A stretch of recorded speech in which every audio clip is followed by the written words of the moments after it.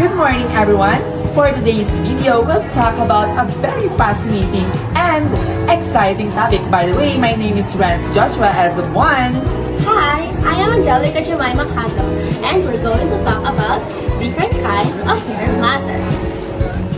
But before that, let's talk about air masses. So what is air masses? An air mass is a large body of air that has almost the same temperature, humidity, and pressure. So what are the different kinds of air masses? The first one is the continental Arctic. It is a very cold and dry air coming from the Arctic region.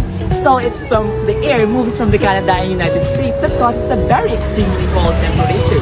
And also it causes a very clear sky. Number 2 is continental polar. So it is a dry and cold air that forms inland, high-altitude areas. It's from central Canada and brings dry, cold air in the Midwest of the United States in winter. And next we have the maritime polar. It is a cool, moist air over the cold ocean water. And also the mass from the North Pacific brings a very cold air to the Pacific Northwest. Is the continental tropical.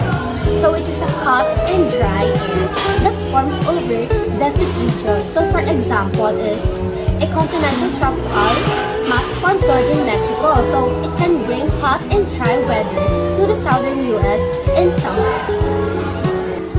And lastly, we have the maritime tropical. It is the warm and humid air formed from the tropical ocean. And also air mass from the Gulf of Mexico can bring warm and humid conditions and thunderstorms in the southeastern US. So that's all. That's the different kinds of air masses. I hope you understand and learn from what we said. Thank you.